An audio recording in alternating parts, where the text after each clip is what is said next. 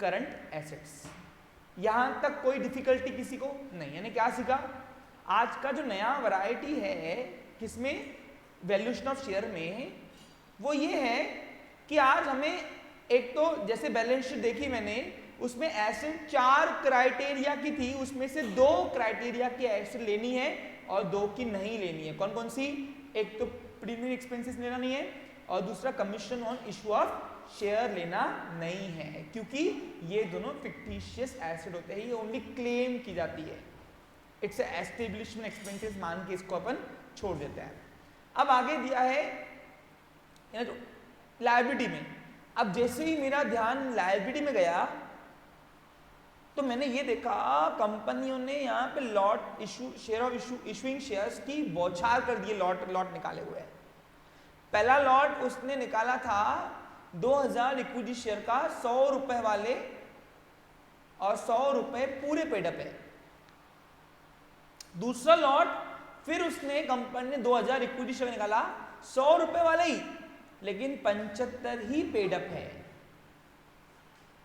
यानी 25 रुपए अभी तक पेड हुए नहीं है।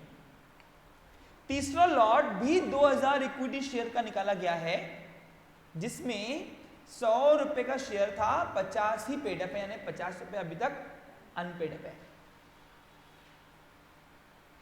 यानी अब यहां पे हमारे पास जो शेयर्स है वो टोटल शेयर 6000 रुपए है, 6000 शेयर्स है इशू किए हुए, लेकिन यहां पे मेरा ध्यान ये गया कि यहाँ पे शेयर की क्राइटेरिया एक समानता से नहीं है, तीनों अलग अलग क्राइटेरिया में लॉट निकाले गए हैं। एक लॉट पूरा पेडअप हो चुका है, एक लॉट का 25 रुपये बाकी है, और एक लॉट जो है वो सिर्फ और कितना बाकी है, और 1 मिनट बेटा, हाँ बोलिए प्रीति, एनी इशू?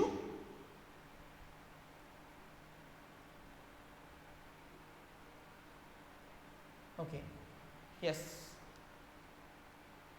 आपको समझा? क्लियर? कोई डाउट इसमें नहीं होना चाहिए मेरे ख्याल से। हाँ, अब सर तो हम किस वैल्यूएशन ऑफ शेयर में total net asset divided by total number of share लेते हैं, तो सर यहाँ पे तो फिर सबके वैल्यूएशन के एक समानता से शेयर कैसे लेंगे? जिसे 100 रुपये पेड किए होंगे वो बोलेगा मैंने 100 रुपये पेड किए, मेरा वैल्यू भी वही। जिसे 25 पेड किए वो बोलता है चलो अच्छा है, जतरा है मेरे को, तो 25 दिन नहीं पड़े फिर भी वैल्यू वही मिल रही है। और जिसने 50 पेड किए उसका तो एकदम सोने पे सुहागा, वो बोलेगा वैल्यूएशन ऑफ शेयर 100 जितनी मिल रही है।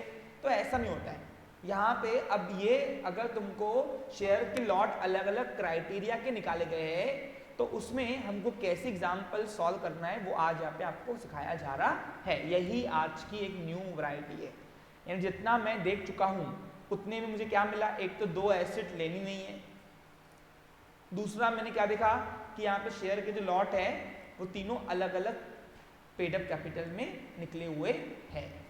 आगे दिया है जनरल रिजर्व लेते नहीं है और क्रेडिटर एक्सटर्नल लायबिलिटी पकड़ के ले लेंगे, कोई बात नहीं। अब बैलेंस शीट से कौन सी एसेट निकलती है, इंट्रिंसिक वैल्यू मेथड निकलती है कि यील्ड्स निकलती है?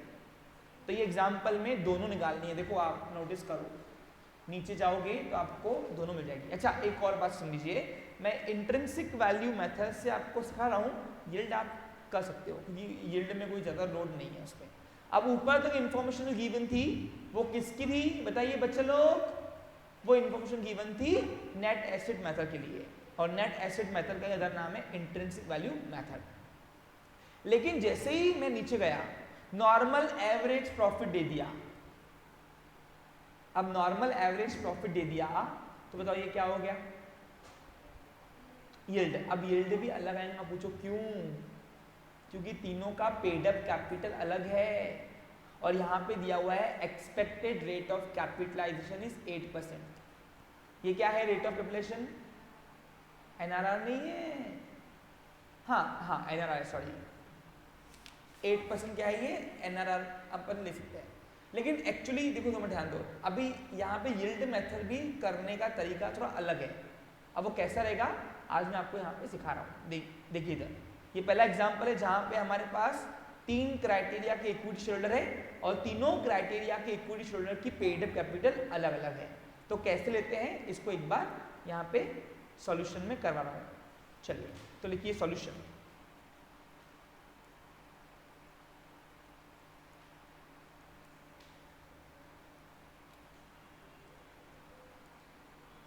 इन द बुक ऑफ, किसकी बुक है बेटा?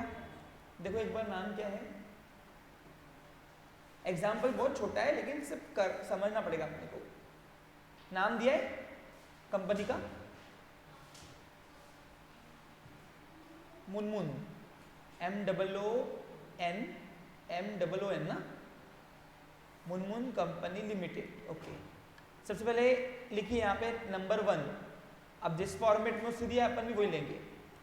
कौन सी मेथड से कर रहे हैं? To calculate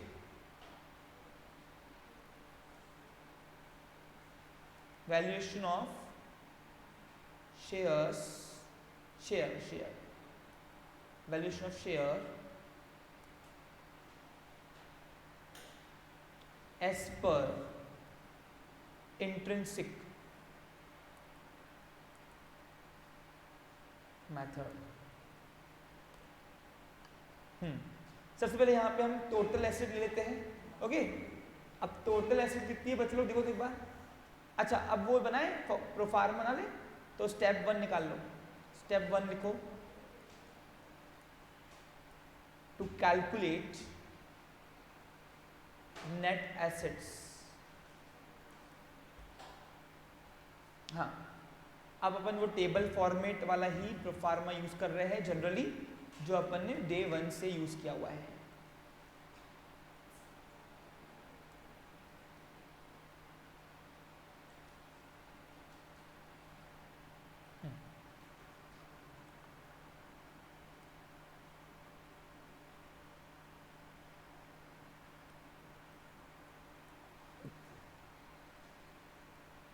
okay, total asset में कितनी एसेट लोगे? 2। कौन कौन सी है? ले लो। फिक्स एसेट कितना है बच्चा लोग? 3,34,000 है ना, और करंट एसेट है कितना? 4,66,000। अब मैं कुछ हिडन एक चीज नहीं सिखा रहा हूं, और वो है नोशनल कैश। अब नोशनल कैश किसको बोलते हैं बच्चा लोग? राइट, है ना, यहां ध्यान दो, वही तो सिखाना है। देखो सुनो, नोशनल कैश बोली नहीं आज अंग्रेजी में, वैसे बोल देती है। देखिए, नोशनल कैश का मतलब क्या होता है? Notional cash is a term often used to the value of underlying assets in the derivatives trade. It can be total value of the position, how much value position control or agreed upon the amount in the correct contract. Put simply, it is the face value paid that is used to determine the payment on the financial assets. समझा? नहीं समझा? अब मैं तुमको यहां पे समझा रहा हूं। देखिए, हमारे क्वेश्चन में 3 क्राइटेरिया के शेयर होल्डर्स हैं, एक 100 रुपए वाले, एक 75 रुपए वाले और एक 50 रुपए वाले। राइट, मानते हो? अब जब एसिड बटेंगी तो तीनों बटेंगी, लेकिन तीनों में एसिड बटने के वक्त लिक्विडेटर क्या बोलेगा कि जो तुम्हारी अनपेड अमाउंट है वो तो पेड करो, क्योंकि the liability of the shareholder is limited up to the face value of the share held by them. अब याद करो, आपने लिक्विडेशन जब किया तो लिक्विडेशन करने के दौरान आप 2 क्राइटेरिया के शेयर थे, याद करो। एक ने अनकॉल्ड अमाउंट ही हमने लिया था, उससे याद करो। तो यहां पे भी जब वैल्यू निकालेंगे शेयर का, तब हम ये मानेंगे कि इन तीनों का फुल्ली पेड अप है। यानी आज की तारीख में अगर तीनों शेयर होल्डर, तीनों क्राइटेरिया होल्डर जो थे, यानी 2000 इक्विटी शेयर, 2021 शेयर, तीनों पेड किए होते थे, तो आज बताओ बिजनेस के पास उतनी कैश ज्यादा होती थी कि नहीं होती थी? तो हम अभी ये मानेंगे कि हम यहाँ पे उसको कैलकुलेट करते वक्त वो कैश निकालेंगे। पूछो क्यों? क्योंकि जो टोटल एसेट्स आएंगी नेट एसेट, वो हम सिर्फ एक शेयर होल्डर को देंगे क्या? हम तीनों को देंगे और तीनों को इक्वल देनी पड़ेगी, है ना।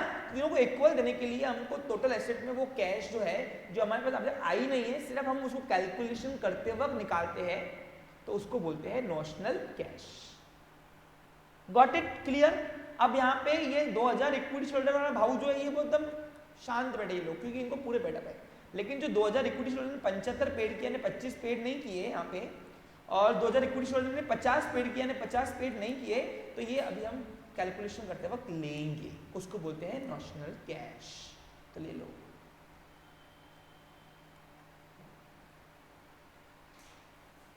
ओके, तो नॉशनल कैश कितनी आ रही है बच्चा लोग, देखो 2000 इक्विटी शेयरहोल्डर से 25 रुपए प्लस 2000 इक्विटी शेयरहोल्डर से 50 रुपए, कितना आ रहा देखो। जहां तक मुझे दिख रहा है 1.5 लाख रुपए का मेरे को दिख रहा है हिसाब, दोनों मिलाकर, ठीक है। तो 1.5 लाख रुपए अपने को ये भी टोटल एसेट में कंसीडर करना पड़ेगा, क्योंकि जो मुर्गी कटेगी वो सब में बटेगी, इसलिए, ठीक है। चलो, तो बताओ टोटल कितना हुआ बच्चे लोग, टोटल एसेट्स कितना हुआ, देखो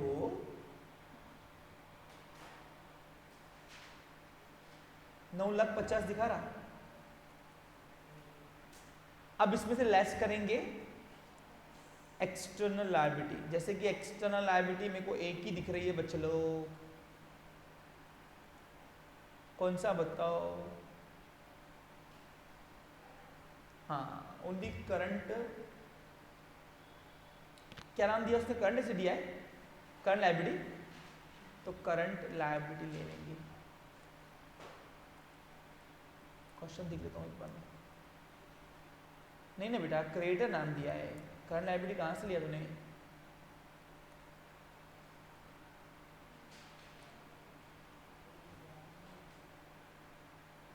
क्रेडिटर्स,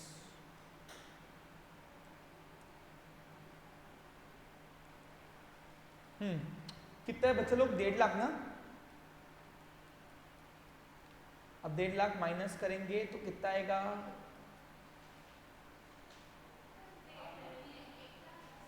तो 10 है, सॉरी 1,10,000 कर दो फिर। नजर हटी, दुर्घटना घटी, एक्यूरेसी रखना पेपर में थोड़ा। हाँ, माइनस करो कितना रहा फिर, 8,40,000, ये 8,40,000 रुपए ये आया net assets available for equity.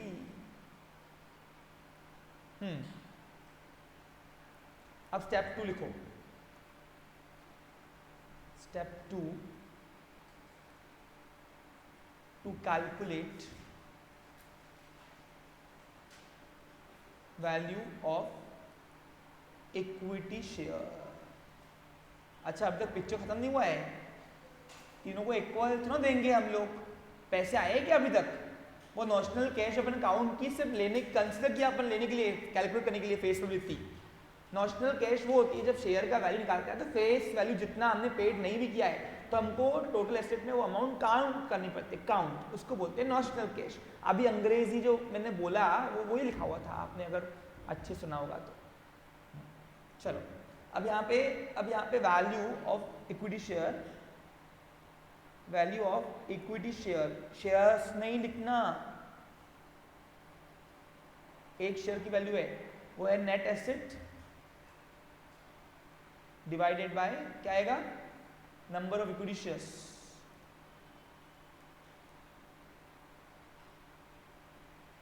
Okay, चलिए, तो नेट एसेट है 840 और नंबर ऑफ इक्विटी शेयर आएगा 6,000, 2,000 नहीं, सब में बटेगा। हाँ,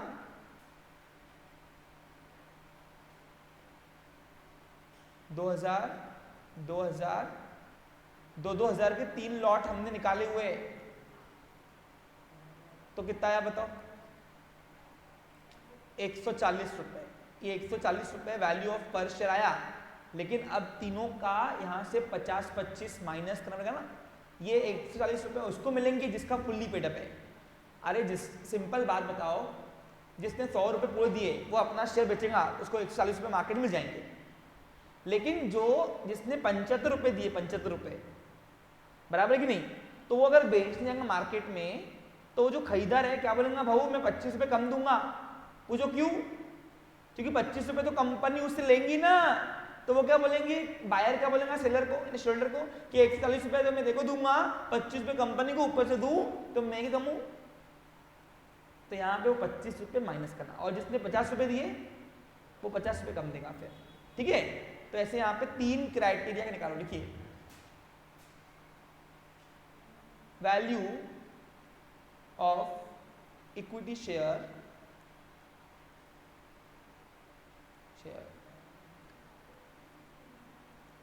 ₹100 paid up is equals to 140, यानी 140 रुपये किसके लिए है, जिसने पूरे पेडअप किए हैं। जिसने सिर्फ 75 रुपये दिए, 75 रुपये,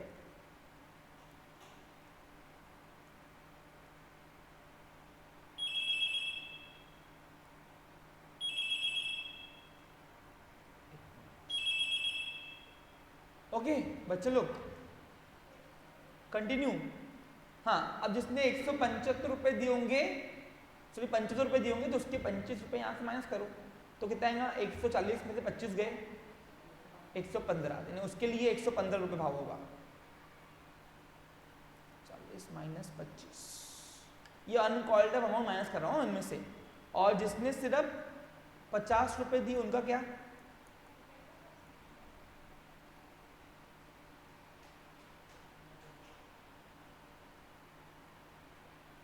तो 140 में से 50 गए, 90।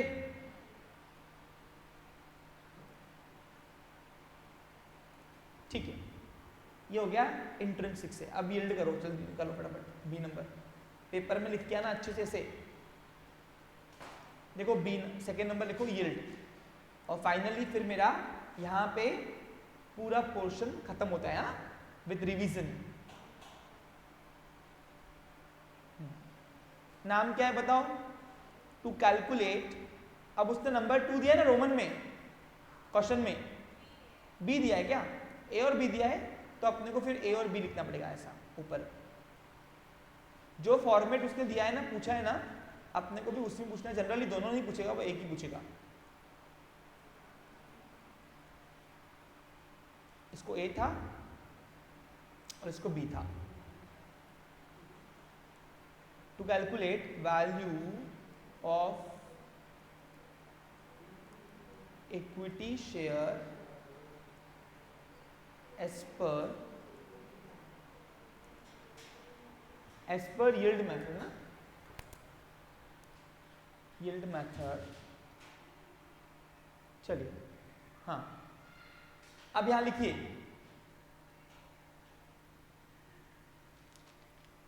अब देखो प्रॉफिट अवेलेबल है अपने पास, अवेलेबल ही है, तो उसकी स्टेप अपने को दिखाना नहीं है। तो यहां पे लिख सकते हो पहले profit available for equity shares कितना है, 68,000। ये कहां से आया बच्चे लोग, गिवन है, लिख दे रहा मैं यहाँ पे। अब स्टेप यहाँ पे लिखो अभी, अब यहाँ लिखो एक्सपेक्टेड रेट ऑफ रिटर्न, वही yield return, expected rate of return लिखो, एक्सपेक्टेड रेट ऑफ रिटर्न। तो यहां पे लिखो प्रॉफिट अवेलेबल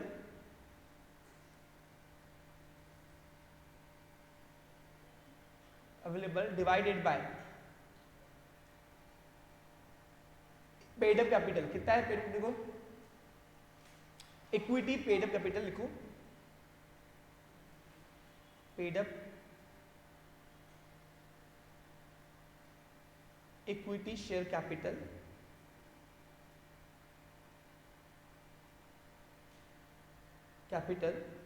इनटू 100 कितना देखो बच्चे लोग, अब देखो यहाँ पे प्रॉफिट अवेलेबल तो दिया है उसने 68,000 डिवाइडेड बाय, अब पेड अप कैपिटल तीनों का प्लस करो, प्लस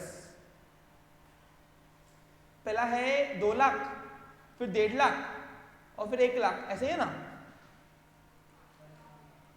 2 लाख 1.5 लाख और प्लस 1 लाख इंटू 100, तो ये आएगा 68,000 डिवाइडेड बाय 4,50,000 इंटू 100। क्या कर रहे हैं वो, expected rate of yield rate नहीं, यील्ड रिटर्न वो निकाल रहे हैं यहाँ पे, बस और कुछ नहीं कर रहे। बोलो कितना रहा,